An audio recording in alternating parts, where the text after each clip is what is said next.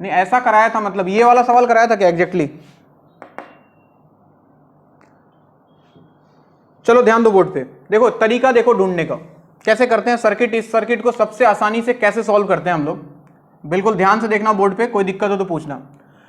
ये जंक्शन देखो, ये वाला जंक्शन, अब इसके बीच में खाली बैटरी होता तब तो दिक्कत नहीं था, इसको 0 मान लेते और इसको कितना 4 मान लेते, है कि नहीं? लेकिन बीच में रेजिस्टेंस आ चुका है, तो अगर इसको 0 माना तो इसको हम 4 नहीं मान सकते। तो इस बार जंक्शन वोल्टेज हम कुछ मान लेते हैं बच्चों x। लेट अस एज्यूम कि इसका वोल्टेज जो है वो x है, इस वाले जंक्शन का। ध्यान से सुनते जाएं।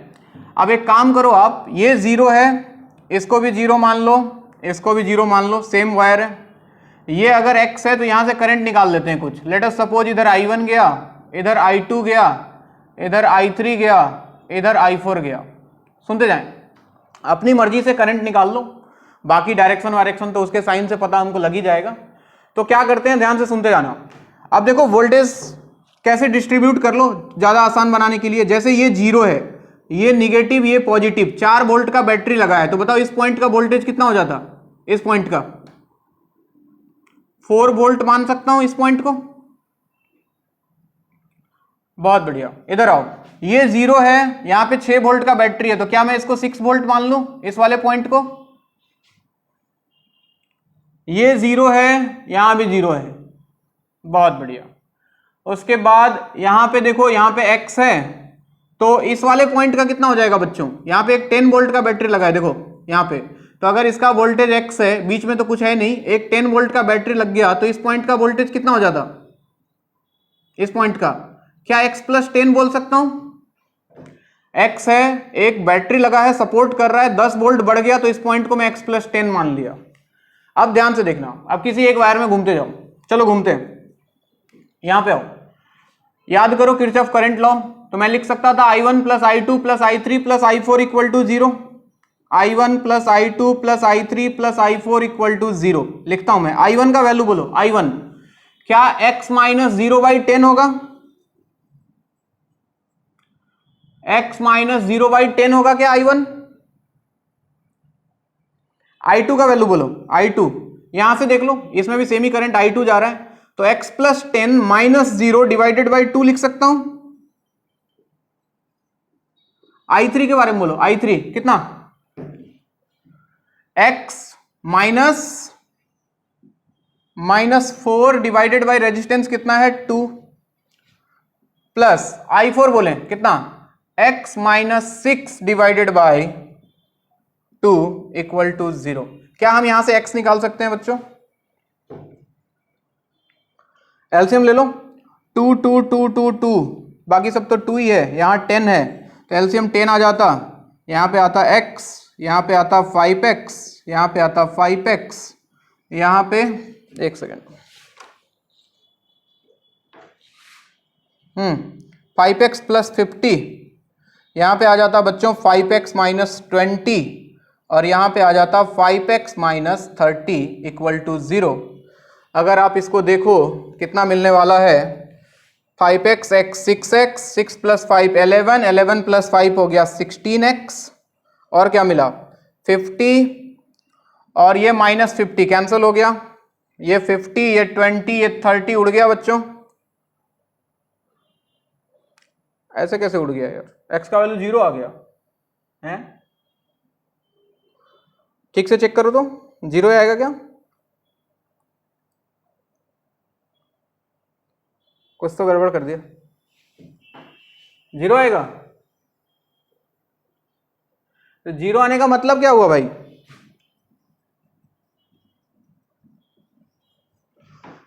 जीरो आने का मतलब क्या हो गया? क्या कोई करंट कितना निकलेगा? निकालो जरा, सॉरी इसको क्यों मिटा दिया मैंने, हमें तो करंट निकालना है। जरा बताओ I1 का वैल्यू कितना होगा? I1 का वैल्यू, ये 0 है, ये 0 है, कोई करंट पास करेगा क्या? नहीं। I2 का बताओ जरा, I2 ये 0 है, I2 यही था ना, x + 10 - 0, तो 0 + 10 - 0 / 2 क्या 5 एम्पियर आ जाएगा? I3 का वैल्यू बोलो, I3 कितना आ जाएगा? x - 4/2 था, तो 0 - 4/2 -2 एम्पियर, क्या डायरेक्शन अपोजिट होगा? I4 के बारे में बोला जाए, I4 0 - 6 डिवाइडेड बाई 2, क्या -3 एम्पियर, इसका भी डायरेक्शन अपोजिट होगा। नोट करें, किसी को कोई दिक्कत है तो पूछें। हमें नहीं पता था x का वैल्यू 0 आएगा, अब आ गया तो आ गया, जो आया सो आया, उसके अकॉर्डिंग करंट आ जाएगा। यानी कि ये तो पक्का है कि इस वाले सर्किट में कोई करंट पास नहीं कर रहा है, ये ऐसे ही लगा हुआ है। एक और सवाल करेंगे हम लोग, बढ़िया सवाल है ये, उससे भी थोड़ा और अच्छा सवाल है। जो मैंने सर्किट बनाया है आपके सामने, ये वाला डायग्राम आप भी बनाओ। इधर 6 वोल्ट का बैटरी लगा है, एक सेकेंड,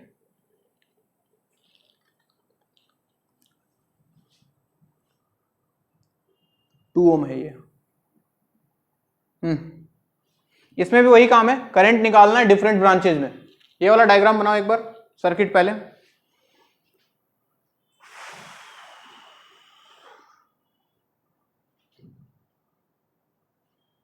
तुम लोग का रिजल्ट आ गया ना? क्या हुआ, फेल हो गए क्या? तुम्हारा कितना आया रे हबीबा, कितना परसेंटेज?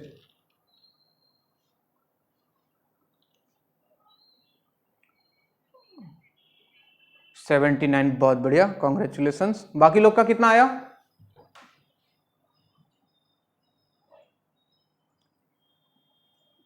अब बोले गए 70।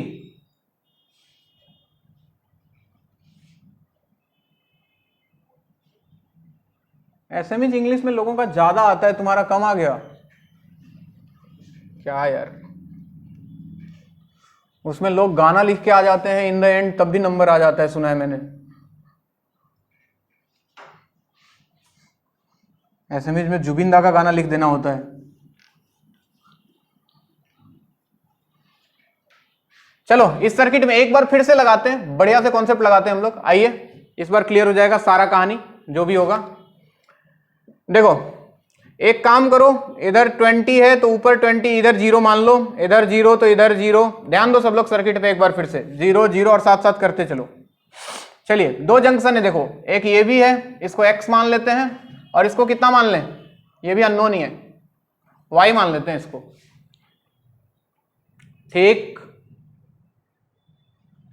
मान लो यहां से करंट निकाल रहा हूं मैं, लेट अस एज्यूम कि इसमें गया I1, इसमें गया I2, इसमें गया I3, इसमें गया I4। ठीक, ये I4 इधर गया, यहां तक I4 है, और मान लो इसमें चला गया I5, और इसमें चला गया बच्चों I6। हर ब्रांच में मैंने अलग अलग करंट मान लिया, दिखाई दे रहा है? आ जाओ पोटेंशियल थोड़ा डिवाइड कर ले। ये 0 तो इसको कितना मान सकते हैं, 20। चलिए ये 0, इसमें तो कुछ जरूरत नहीं है, इधर आओ, ये 0 तो क्या इसको 10 मान ले? और बताओ, ये देखो x था, x x x x x, तो क्या इसको x + 2 मान लो?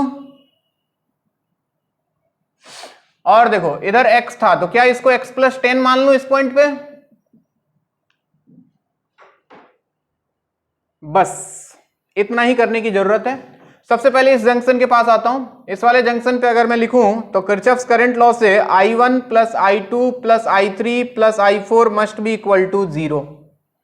बोलो सही बात है क्या?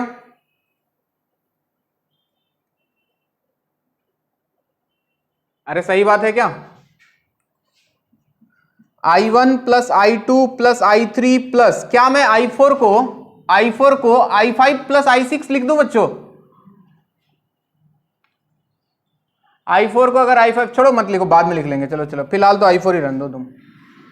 I4 या फिर लिख ही लेते हैं I5 + I6 इक्वल टू 0। चलो आओ बताओ I1 का वैल्यू बोलो, कौन बोलेगा I1 का वैल्यू? तो देखो x + 10 - 0 divided by 2 plus I2 के बारे में बोले, I2 x, यहां पे आके x + 2 हो गया, तो यहां से सोचो x + 2 - 0 divided by 2, x + 2 - 0 divided by 2 plus I3 बोलो, I3 x minus 20 divided by 2, बहुत बढ़िया। I5 के पास आओ, या फिर मेरे ख्याल से ना इसको I4 ही रहने देना चाहिए था। इससे क्या होता कि दो इक्वेशन बन जाता, दो इक्वेशन नहीं बनता, y और x का वैल्यू आ जाता। I4 का वैल्यू कितना होता? I4 का वैल्यू x माइनस वाई, नहीं रेजिस्टेंस तो है ही नहीं यहां पे, रेजिस्टेंस यहां पे नहीं था क्या? एक सेकेंड रुक जाओ, एक सेकेंड।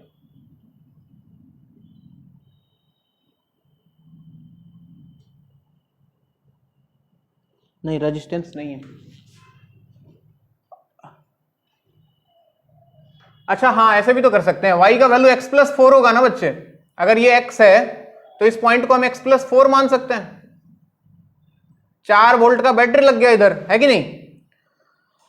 तो एक काम करो फिर तो I4 को I5 प्लस I6 ही लिख लो, एक ही इक्वेशन से हो जाएगा, दूसरा इक्वेशन नहीं चाहिए हमें। चलो I5 का वैल्यू कितना होता बताओ? x plus 4 minus 10 divided by 2, x plus 4 minus 10 divided by 2, और I6 कितना होता भाई? x plus 4 minus 0 divided by 2 equal to 0। चलो सॉल्व करके मुझे x बताओ तो, नीचे 2 है, आसानी से निकल जाएगा। एलसीएम ले लो, 2 को उधर भेज दो, तो x 2x 3x 4x 5x, 5x हो गया, 10 प्लस 2 12, 12 माइनस 20 माइनस 8, और यहां पे आ रहा है minus 6, minus 14 plus 4 minus 10, 5x equal to 10। x का वैल्यू 2 आ जाएगा क्या? 2 वोल्ट, बस बाकी काम आसान है, बाकी करंट निकाल लोगे ना। I1 था x प्लस 10 बाई 2, यानी कि 2 प्लस 10 बाई 2 6 एम्पियर। I2 था बच्चों x plus 2 by 2, 2 plus 2 by 2 यानी कि 2 एम्पियर। I3 कितना था? x माइनस 20 बाई 2, तो 2 minus 20 by 2 equal to minus 9 ampere. Direction क्या होगा? उल्टा, यानी कि इधर से करंट गया है, ख्याल रहे I3 इधर से गया है। I4 का वैल्यू तो I5 प्लस I6 के बराबर है, तो I5 निकाल लो पहले। I5 का वैल्यू था x प्लस 4 माइनस 10 बाई 2, तो 2 plus 4 minus 10 divide by 2, 6 minus 10 minus 4 by 2 minus 2 ampere, इसका भी डायरेक्शन उल्टा। और I6 का वैल्यू हो जाता, I6 का value x plus 4 minus 0, 2 plus 4 minus 0 divide by 2 यानी कि 3 एम्पियर। ठीक है,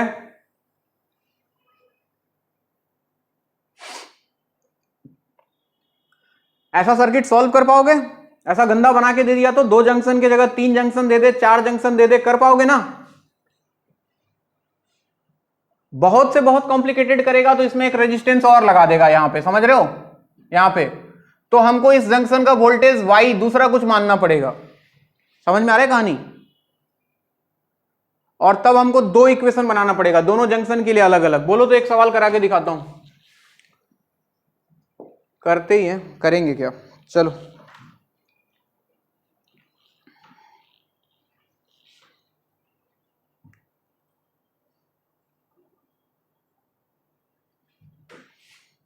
चलो एक और सर्किट करते हैं लास्ट, उसके ऊपर बात फिर टॉपिक चेंज करेंगे हम लोग।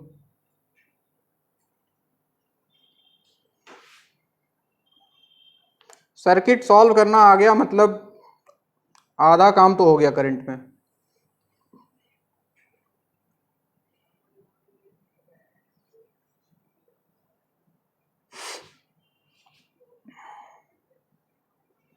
सब लोग पास हो गए ना? कोई फेल तो नहीं हुआ ना तुम लोगों में?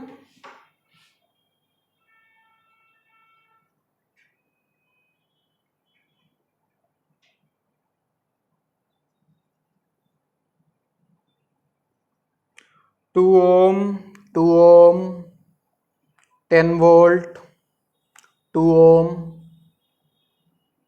4 वोल्ट, 2 ओम, इधर भी है तुम्हारा 2 वोल्ट, 2 वोल्ट नहीं 12 volt, 12 volt,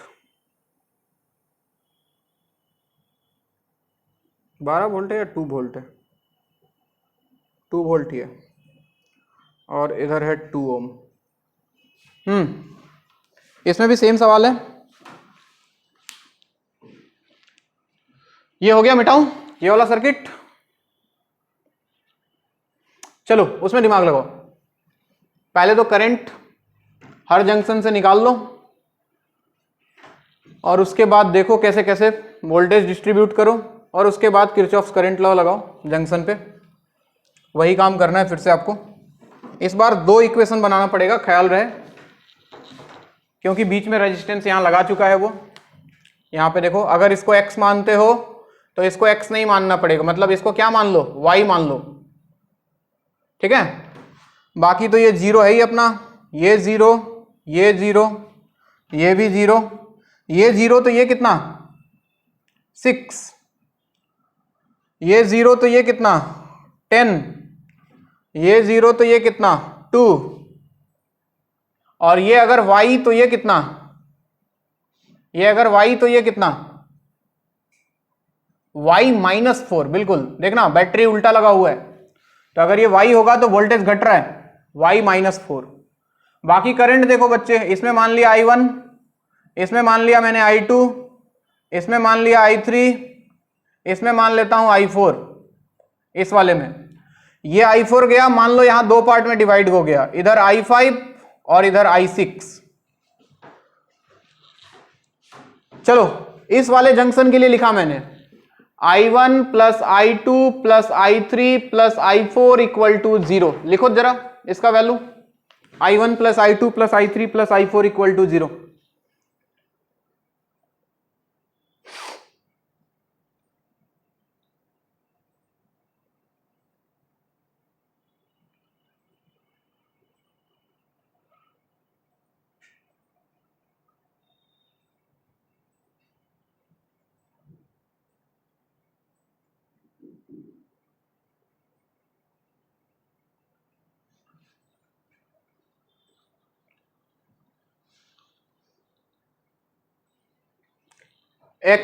x minus Y by 2, बिल्कुल।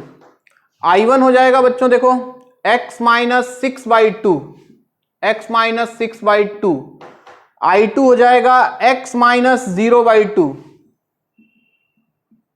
I3 हो जाएगा x माइनस 10 बाई 2, और I4 हो जाएगा x minus Y divided by 2। देखो यहां से x और y में एक इक्वेशन आएगा ना, x x x x 4x हो गया, माइनस y हो गया, और यहां से -6 -10 -16 RHS में जाके बन जाएगा +16। इक्वेशन नंबर 1 दिखा। इस वाले पे जंक्शन पे देखो I4 आ रहा है, I5 और I6 जा रहा है, तो ऐसे लिख लो I4 equal to I5 plus I6, total incoming equal to total outgoing. यहां से हमने सारा बाहर नहीं निकाला है, तो I4 का वैल्यू तो कितना था, I4 का वैल्यू था x minus Y by 2। I5 कितना होगा, I5 इस वाले सर्किट में y minus 4 minus 0 divided by 2, y minus 4 minus 0 divide by 2 plus I6 कितना हो जाएगा y माइनस 2 डिवाइडेड बाई 2। क्या मैं सही लिख रहा हूं, सॉल्व करो। 2 2 2 2 उड़ गया, अरे 0 नहीं है, 2 2 2 2 उड़ गया। क्या इक्वेशन बना देखो जरा, इधर है x minus Y equal to, इधर हो गया y plus Y 2y minus 4 minus 2 minus 6, यानी कि x minus Y minus 2y minus 3y equal to minus 6। Equation number 2। क्या दोनों को सॉल्व करके हम x और y निकाल सकते हैं, x और y निकल गया तो क्या मुझे सारा करंट का वैल्यू मिल जाएगा हर सर्किट में, निकाल लोगे। चलो थोड़ा सा पेज छोड़ दो, बाकी कैलकुलेशन तुम लोग कर लेना आराम से, हम लोग बढ़ते हैं आगे। एक्स वाई निकाल लेना, solve 1 and 2, find X and Y, और उसके बाद का कहानी फिर आपको पता है। चलिए टॉपिक को आगे बढ़ाते हैं, हेडिंग लगाओ, EMF of battery and terminal voltage. EMF of battery and terminal voltage.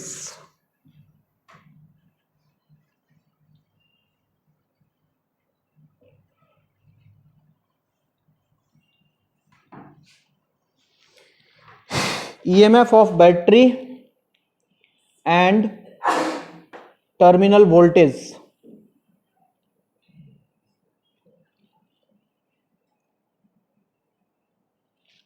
हाँ जी, EMF ऑफ बैटरी। सबसे पहले बताओ बैटरी क्या काम करता है सर्किट में? बैटरी का काम क्या है सर्किट में? अगर ऐसा एक सर्किट लगा है, ऐसा यहां एक बैटरी लगा है, तो बैटरी का काम क्या होता है? क्यों लगाते हैं बैटरी? देखो इधर सुनो, कभी भी दो तरह की सिचुएशन होते हैं दुनिया में, याद करो। तुम्हारे घर में जो पानी आता है, मान लो एक टंकी है, ये टंकी है, इसमें पानी भरा हुआ है, तो तुम्हारे बाथरूम में जो मान लो नल लगा हुआ है, ऐसे पाइप कनेक्टेड होता है, और यहां पे मान लो तुमको कहीं पानी ले जाके स्टोर करना है इधर, तो बताओ अगर ये टंकी ऊपर लगा हुआ है और यहां पे मुझे पानी लेके आना है, तो क्या मुझे कुछ काम करना पड़ेगा या अपने आप चला जाएगा?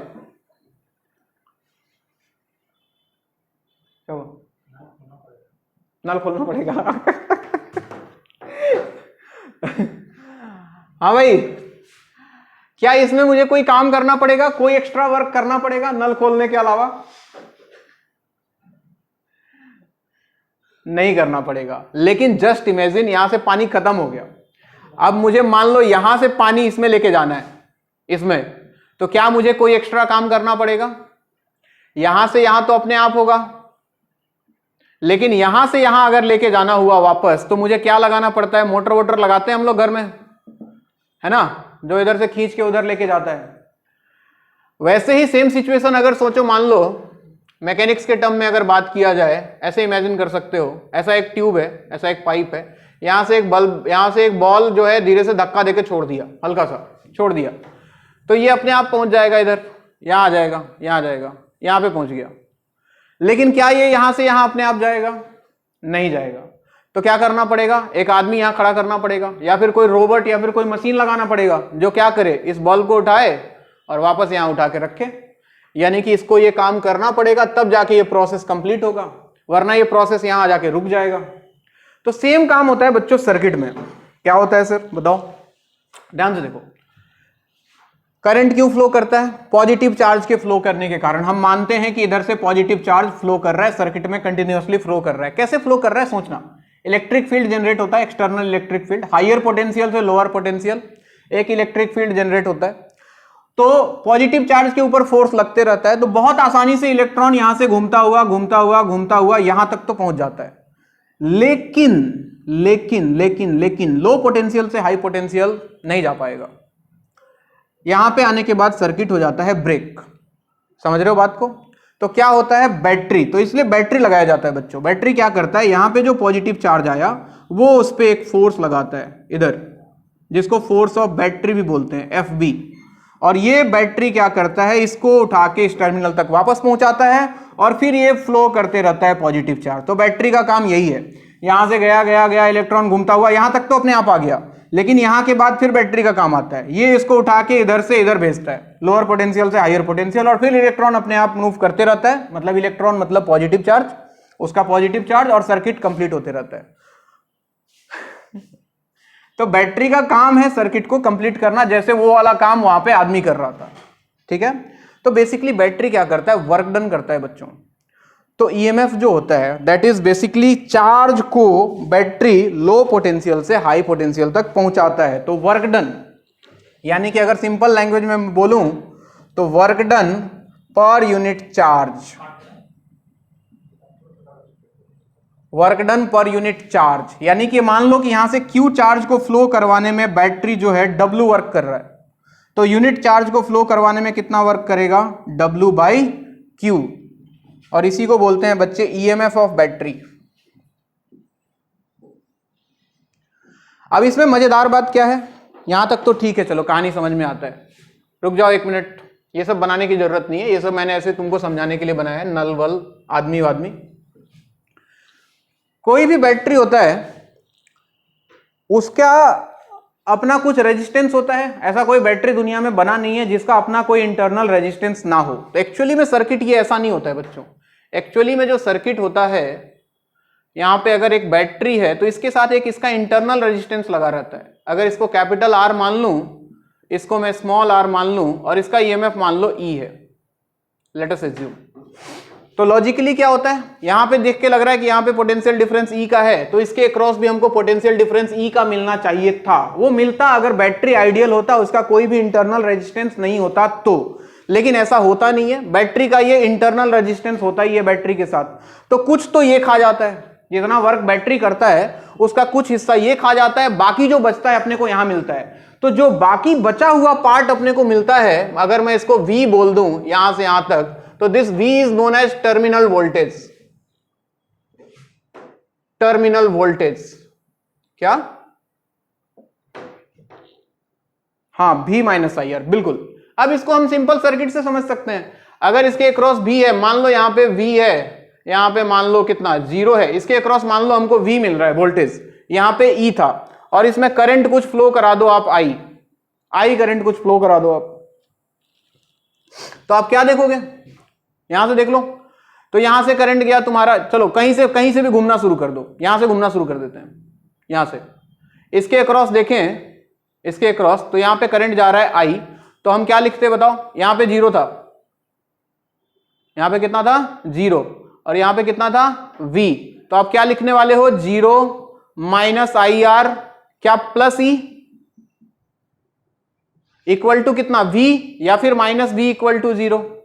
तो यहां से देखो, अगर आपको V का वैल्यू जो मिलेगा that is E minus IR, यानी कि ये हमको टर्मिनल वोल्टेज मिलता है। लॉजिकली मिलना कितना चाहिए था, बैटरी के EMF के बराबर, लेकिन उतना मिलता है क्या, नहीं मिलता है। अब इस कंडीशन में करंट देखा जाए तो क्या होगा सिचुएशन में, R और R रेजिस्टेंस कितना हो गया टोटल सर्किट में, R प्लस R हो गया बच्चे। तो I का जो वैल्यू निकल के आता है वो कितना आता है, I का वैल्यू E डिवाइडेड बाई कितना, R प्लस R। ये बेसिकली डिस्चार्जिंग का केस है बच्चों, this is case of discharging, ऐसे भी समझ सकते हो। एक और केस हो सकता है उल्टा केस, क्या इससे ज्यादा मिल सकता है, ऐसा भी सवाल पूछा हुआ है, क्या हमको टर्मिनल वोल्टेज बैटरी के EMF से ज्यादा भी मिल सकता है, अरे मिल सकता है क्या। देखो डिस्चार्जिंग का केस, डिस्चार्जिंग के केस में क्या होगा, हाँ इस बैटरी को हमने एक बड़े बैटरी के साथ कनेक्ट कर दिया, मेरे पास 8 वोल्ट का बैटरी था, मैंने उसको कनेक्ट कर दिया 20 वोल्ट के बैटरी के साथ, तो क्या करंट उल्टा फ्लो करने लग जाएगा। ये देखो, ये मान लो इसका EMF E था, इसका इंटरनल रेजिस्टेंस R था, और इसको मैंने कनेक्ट कर दिया एक बड़ा पावर वाला बैटरी के साथ, ऐसा, तो क्या लग रहा है इसका पावर ज्यादा है, तो क्या करंट इधर नहीं फ्लो करने लग जाएगा। तो क्या हो जाएगा बच्चों कहानी इस सिचुएशन में।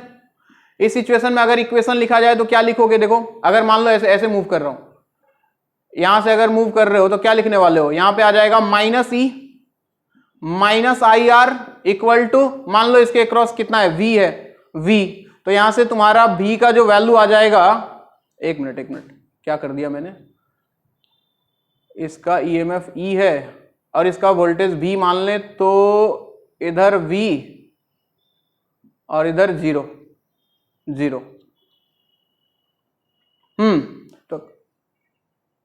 तो क्या लिखेंगे हम, V, यहां से घूम जाते हैं, ठीक है यहां से घूम जाते हैं, चलो V minus E minus IR equal to 0, तो V का वैल्यू कितना आ जाएगा इस कंडीशन में, E प्लस IR। तो ऐसा भी होता है, सवाल ऐसा भी पूछ सकता है, क्या हमको बैटरी के क्रॉस टर्मिनल वोल्टेज उसके EMF से ज्यादा मिल सकता है, बिल्कुल मिल सकता है। कौन से केस में मिल सकता है बच्चों, डिस्चार्जिंग के केस में। लेकिन चार्जिंग के केस में अपने काम का यही है, terminal voltage is E minus I R, जहां पे लिख लेना R is internal resistance of the battery. Note करें पहले इसको, आगे जाके इसमें बहुत सारी चीजें आती हैं। पावर कब मैक्सिमम मिलेगा, बैटरी का इंटरनल रेजिस्टेंस कितना रखना है, ये सारी चीजें।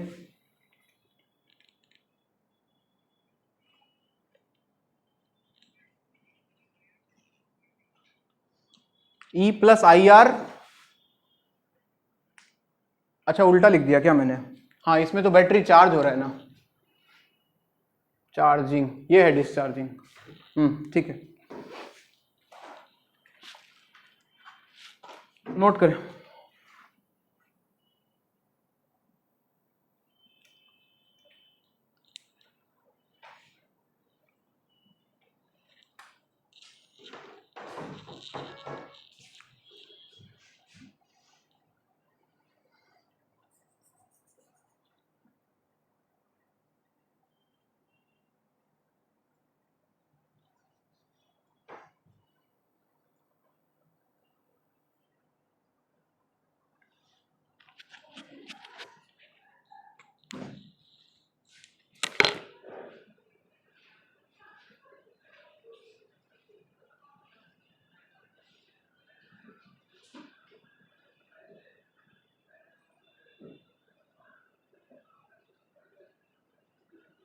तुम लोग पार्टी कब दोगे रिजल्ट निकलने का, पास होने का?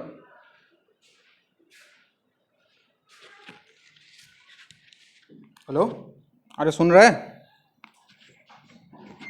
पार्टी वार्टी मिलेगा मुझे?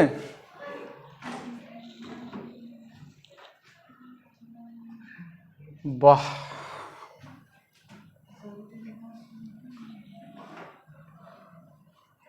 किसी ने कहा है छोटी छोटी खुशियों को बांट लेना चाहिए पहले, क्या पता कल को कोरोना हो जाए, मर जाओ बड़ी खुशी के इंतजार में। हाँ बोलो।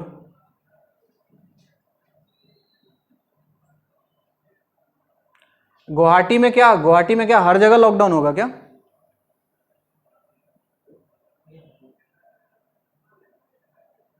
वो प्रेस कॉन्फ्रेंस हो जाने दो, हमको लग रहा है गुवाहाटी में एरिया वाइज करेगा बच्चे, कुछ कुछ जगह पे करेगा, पूरा गुवाहाटी तो नहीं करेगा। और एरिया वाइज चल रहा है ऑलरेडी।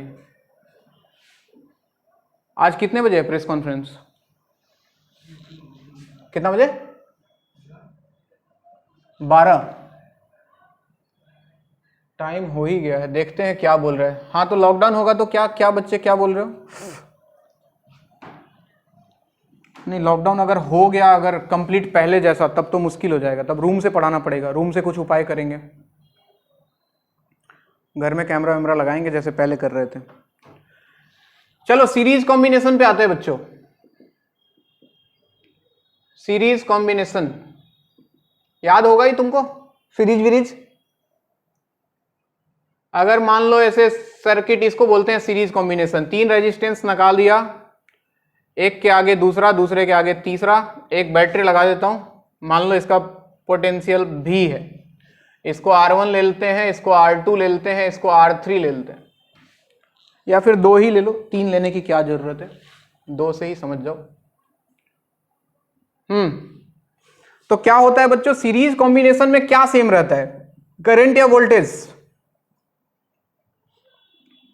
सीरीज कॉम्बिनेशन में देखो बच्चे करंट सेम रहेगा, यानी कि हर जगह करंट I ही पास करेगा। तो सबसे पहले दिमाग में रखना है कि I इज सेम, पूरे सर्किट में एक ही करंट पास करेगा, और V डिफरेंट होगा। V क्या होगा? डिफरेंट होगा, यानी कि इसके क्रॉस ड्रॉप अगर V1 है तो इसके क्रॉस ड्रॉप कुछ V2 मान लो आप, तो V1 और V2, ठीक है। तो पोटेंशियल ड्रॉप अलग अलग होगा लेकिन करंट सेम फ्लो करेगा। तो क्या मैं लिख सकता हूं, ये V 2 पार्ट में बट गया, तो क्या मैं लिख सकता हूं V equal to V1 plus V2, लिख सकते हैं।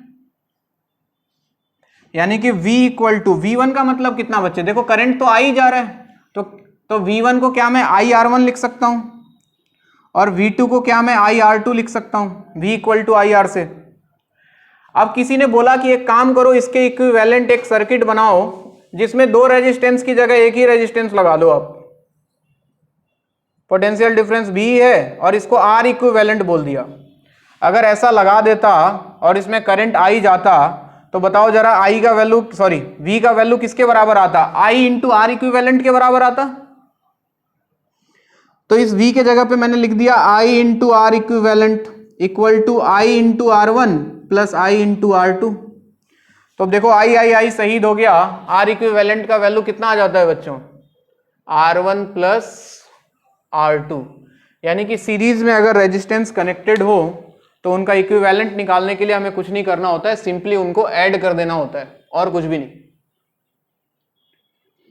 Are one plus R two कहने का मतलब कभी ऐसा आ जाए यहां 2 ओम, यहां 5 ओम, यहां 10 ओम और बोले कि इसके क्रॉस ए और बी के क्रॉस ऐसे करंट जा रहा है, आर इक्विवेलेंट बताओ। तो आर ए बी का वैल्यू हो जाएगा 2 + 5 + 10 यानी कि 17।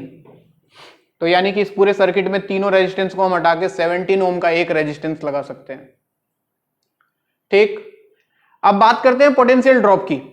तो पोटेंशियल ड्रॉप की अगर बात करें, पोटेंशियल ड्रॉप कैसे कैसे निकालना है पोटेंशियल ड्रॉप, तो हमें पता है पोटेंशियल ड्रॉप जो होगा V1:V2 की अगर बात करें, V1:V2 तो क्या वो IR1:IR2 के बराबर है?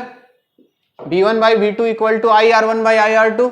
आई से आई उड़ गया, यानी कि पोटेंशियल ड्रॉप जो होता है बच्चों वो रेजिस्टेंस के रेशियो में होता है। V1:V2 is R1:R2। यानी कि अगर V1 निकालना है तो क्या लिखोगे?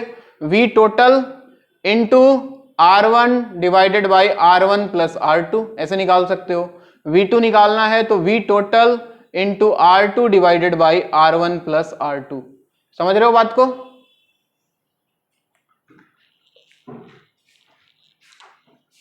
Total potential into R1 divided by R1 + R2। V2 निकालना है तो V total into R2 divide by R1 + R2। अभी इस पे सवाल करेंगे, समझ में आ जाएगा कैसे निकालना है ड्रॉप। डायरेक्ट भी निकाल सकते हो करंट के साथ, अगर खाली पोटेंशियल ड्रॉप निकालना है तो इसका यूज कर सकते हो। लिखते जाओ।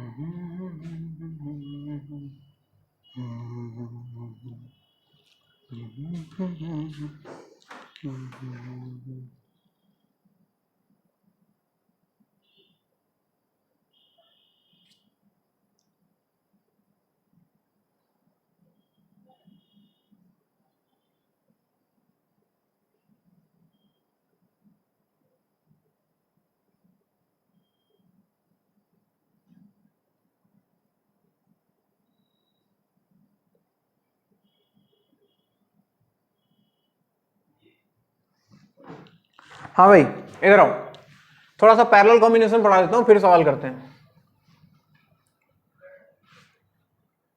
पैरेलल कॉम्बिनेशन किसको बोलते हैं? पैरेलल कॉम्बिनेशन मतलब रेजिस्टेंस का एक एंड सारा एक साथ कनेक्टेड हो और दूसरा एंड सारा एक साथ कनेक्टेड हो, तो ऐसे कॉम्बिनेशन को हमने बोल दिया पैरेलल कॉम्बिनेशन। जैसे ये देख लो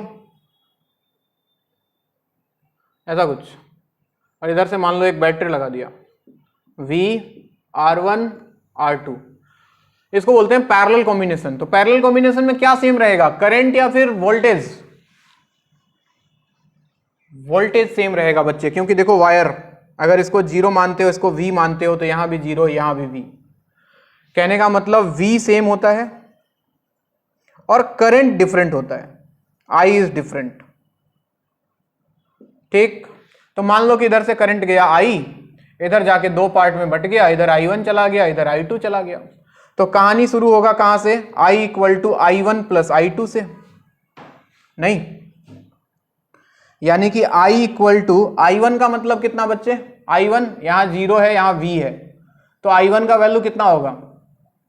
V/R1 और I2 का वैल्यू V/R2। पोटेंशियल ड्रॉप तो सेम ही है। अब मान लो इस सर्किट के इक्विवेलेंट एक सर्किट बनाया जिसमें ऐसा लगा दिया R इक्विवेलेंट है, और यहां करंट जा रहा था I, ये था V। तो क्या मैं I इक्वल टू कितना लिख सकता था, R equivalent V by R equivalent. इस वाले सर्किट में इस I के जगह पे आ जाता V divided by R equivalent equal to कितना, V by R one plus V by R to.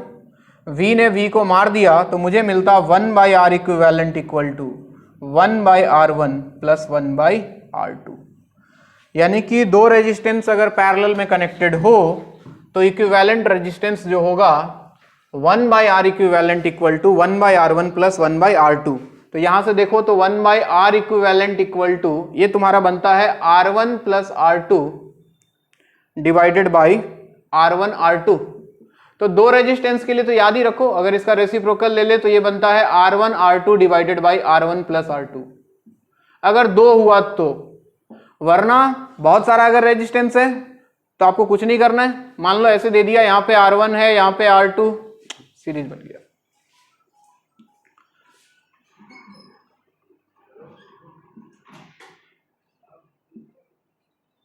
ऐसे दे दिया R1 R2 R3 R4 और इसके क्रॉस मान लो ऐसे करंट जा रहा है, आपको R इक्विवेलेंट निकालना है तो आप वही लिखोगे 1 by R equivalent equal to 1 by R1 plus 1 by R2 plus 1 by R3 plus 1 by R4।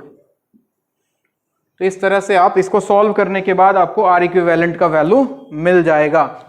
जैसे फॉर एग्जांपल अगर 4 ओम का है, इसके साथ एक और पैरेलल में 4 ओम का लगा दिया और इसके क्रॉस आपसे बोल दिया R इक्विवेलेंट कितना होगा, तो 2 है तो फॉर्मूला लगा दो सीधा R1 R2 वाला। तो 4 into 4 divided by 4 plus 4 16 divide by 8 2 ओम का आ जाएगा। देखो इक्वल रेजिस्टेंस है, 2 है, तो आंसर डायरेक्ट ऐसे भी लिख सकते थे, आधा हो गया 2 बाई आर 2 बाई 4 1 बाई 2। वैसे ही एक बहुत फेमस है, मान लो कि यहां पे दे दिया 3 ओम का, इसके साथ लगा दिया एक 6 ओम का रेजिस्टेंस, एक लगा दिया फिर तुम्हारा 5 ओम का और बोला कि इसके क्रॉस इक्विवेलेंट निकाले आर इक्विवेलेंट, यहां से करंट जा रहा है। तो सबसे पहले दिमाग में 3 और 6 का, 3 और 6 का तो दिमाग में फिक्स कर लो, 3 और 6 का कितना होता है भाई पैरेलल में, 3 और 6 का 3 इंटू 6 डिवाइड बाई 3 प्लस 6, देख रहे हो इसका 3 इंटू 6 डिवाइड बाई 3 प्लस 6 यानी कि 18 डिवाइडेड बाई 9 2 ओम। इसको तो फिक्स कर लो, रट्टा मार लो भाई, ये तो हर जगह काम आएगा कि पैरेलल में अगर एक 3 ओम का है एक 6 ओम का है तो इनका जो आर इक्विवेलेंट होता है वो 2 ओम का निकल के आता है। इसको दिमाग में फिक्स कर लो, ये कहीं भी काम आ सकता है। तो तुम ऐसे सोचो कि इसका हो गया 2 ओम, इस वाले कॉम्बिनेशन का हो गया 2 ओम और 2 ओम फिर पैरेलल है 5 ओम के साथ, तो आर इक्विवेलेंट कितना आ जाएगा 2 इंटू 5 डिवाइडेड बाई 2 प्लस 5 यानी कि 10 डिवाइडेड बाई 7 ओम, ये इसका इक्विवेलेंट निकल के आएगा। हम बहुत सारे सवाल करने वाले हैं इक्विवेलेंट निकालने के ऊपर, आर इक्विवेलेंट। फिलहाल तो जान लो कि निकालना कैसे, लिखते जाओ। लॉकडाउन सही में लगने वाला है क्या आज से सौरभ? नहीं, खत्म ही कर दे लगा के एक बार में, साला क्या रोज रोज परेशान किए हुए हैं।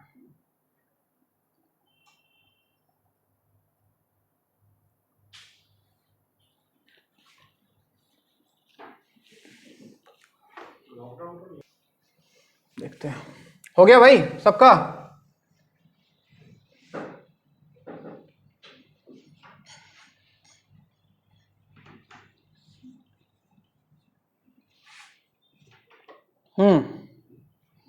एक दो छोटे छोटे सवाल कर लेते हैं, बच्चों वाले सवाल, हालांकि कोई मतलब नहीं है इनको कराने का, फिर भी ये 2 ओम का है, ये 4 ओम का है, इधर एक बैटरी लगा दिया है हमने 20 वोल्ट का। हाँ, पोटेंशियल ड्रॉप निकालना है दोनों के क्रॉस, दोनों रेजिस्टेंस के क्रॉस पोटेंशियल ड्रॉप निकालना है V1 और V2। ऐसे बोलो कि यहाँ अगर V1 है यहाँ V2 है तो V1 और V2 निकालना है। ये तो बहुत आसान है सर। नहीं, हमने बताया था कि V1 इज टू V2 जो होता है सीरीज कॉम्बिनेशन में वो R1 इज टू R2 के बराबर होता है। R1:R2 मतलब 2:4, 2:4 को 1:2 भी लिख सकते हैं हम, ठीक है। तो V1 किसके बराबर होगा, V टोटल, क्या फॉर्मूला था याद करो, V total into R1 divide by R1 plus R2। तो V टोटल है 20 इंटू R1 के जगह 1 डिवाइड बाय 1 प्लस 2, यानी कि 20/3 वोल्ट आएगा इसके क्रॉस। और V2 अगर निकालना है तो क्या लिखेंगे, V total 20 into 2 divided by 1 plus 2, कितना 40/3 वोल्ट का ड्रॉप आएगा इसके क्रॉस, इस वाले रेजिस्टेंस के क्रॉस। इसको करने का एक और तरीका था, इतना मेहनत क्यों किया जाए। सबसे पहले हम करंट निकाल सकते थे बच्चों, I equal to V by R plus R, यानी कि 20 डिवाइडेड बाई टोटल रेजिस्टेंस कितना हो जाता है, 6 हो जाता क्या, यानी कि 10/3 एम्पियर का करंट फ्लो कर रहा है सर्किट में, 10/3 का। तो जरा बताओ V1 क्या IR1 के बराबर होगा, करंट तो सेम ही रहेगा। तो V1 इक्वल टू IR1 यानी कि 10/3 इंटू 2, तो ये आ गया 20/3 वोल्ट। हमें कुछ एक्स्ट्रा पढ़ने की जरूरत ही नहीं है, हम पुराने कॉन्सेप्ट से ही सारा कर लेंगे। V2 का वैल्यू हो गया IR2 यानी कि 10/3 इंटू R2 का वैल्यू है 4, तो 40/3 वोल्ट का। तो जैसे मर्जी आप वैसे कर सकते हो, कॉन्सेप्ट क्लियर होना चाहिए बस कि हो क्या रहा है सर्किट में।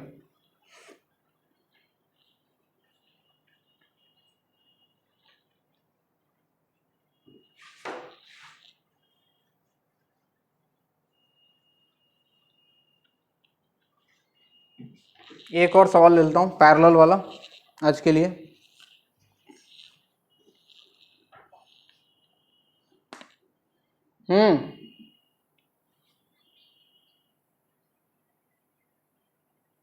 इलेक्ट्रोस्टैटिक्स का असाइनमेंट तुम लोग को नहीं मिला है क्या, मिला होगा। इलेक्ट्रोस्टैटिक्स नहीं मिला तुमको, सौरभ इलेक्ट्रोस्टैटिक्स भिजवा दीजिए तो आज याद करके, हाँ ड्रॉपर में, ठीक है आज मिल जाएगा तुम लोग को। हाँ इलेक्ट्रोस्टेट और करंट लिख लीजिए, इलेक्ट्रोस्टेट, गॉस लॉ एंड करंट, तीनों का भिजवा दीजिए तो।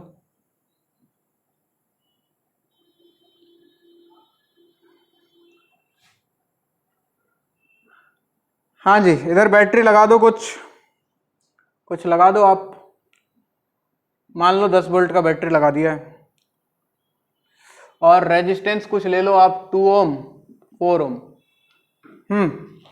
आपसे बोलेगा find current in different circuit, यानी कि यहां से करंट अगर निकला I, इधर गया I1, इधर गया I2, आपको I1 और I2 निकालना है। हमने क्या फॉर्मूला पढ़ाया आपको I1 I2 का, बताओ। I1 हमने पढ़ाया था I1:I2 जो होता है, क्या वो 1/R1:1/R2 होता है बच्चों। पैरेलल कॉम्बिनेशन में इनवर्सली प्रोपोर्शनल टू रेजिस्टेंस, यानी कि 1/2:1/4। देखो इसको थोड़ा सिंपल बना लो, कहानी को सिंपल बना लो, मतलब इसको किसी ऐसे नंबर से मल्टीप्लाई कर दो कि ये इंटीजर बन जाए, जैसे 4 से दोनों को मल्टीप्लाई कर दो तो ये 2:1 बन जाएगा, देख रहे हो। तो बताओ जरा I1 कितना आएगा, I1 कैसे लिखते थे हम, I टोटल। अच्छा सबसे पहले I टोटल तो बताओ, I टोटल कितना, इसका इक्विवेलेंट कितना, 4 और 2 का 8/6 यानी कि 4/3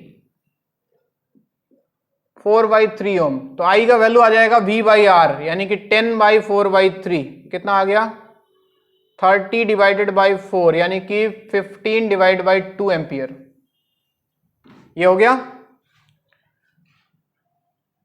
तो I टोटल हो गया बच्चों 15/2 इंटू 1/R1 यानी कि 2 डिवाइडेड बाई 2 प्लस 1, और I2 निकालना है तो I टोटल यानी कि 15/2 इंटू 1/R2 यानी कि 1 डिवाइड बाई 2 प्लस 1। अरे ठीक है ना।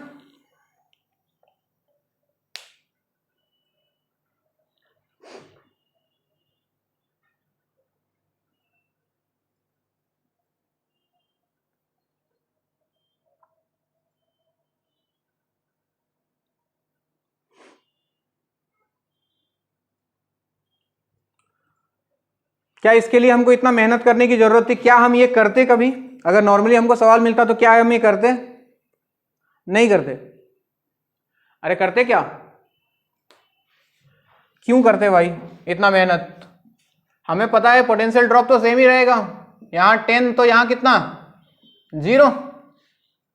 तो बताओ जरा I1 कितना, डायरेक्ट नहीं दिख रहा है क्या? I1 10 माइनस 0/2, इतना कहानी बनाने का जरूरत ही नहीं था। और I2 कितना 10 माइनस 0 डिवाइड बाई 4, 6/4, 3/2 एम्पियर। चलिए इस पे हम सवाल करेंगे नेक्स्ट क्लास। ये तो ऐसे आपको समझाने के लिए लिया है कि कैसे करंट डिवाइड होता है, कैसे पोटेंशियल डिवाइड होता है सीरीज कॉम्बिनेशन में, पैरेलल कॉम्बिनेशन में। सीरीज कॉम्बिनेशन में करंट सेम होता है, पोटेंशियल डिफरेंट होता है। पैरेलल कॉम्बिनेशन में करंट डिफरेंट होता है, पोटेंशियल सेम होगा, potential difference across the resistance. बाकी कहानी इसके बाद का नेक्स्ट क्लास में। नेक्स्ट क्लास में हम लोग करेंगे बहुत सारे सवाल आर इक्विवेलेंट निकालने वाले, ठीक है? बहुत गंदे गंदे स्ट्रक्चर्स। ठीक है, चलो बाय बाय।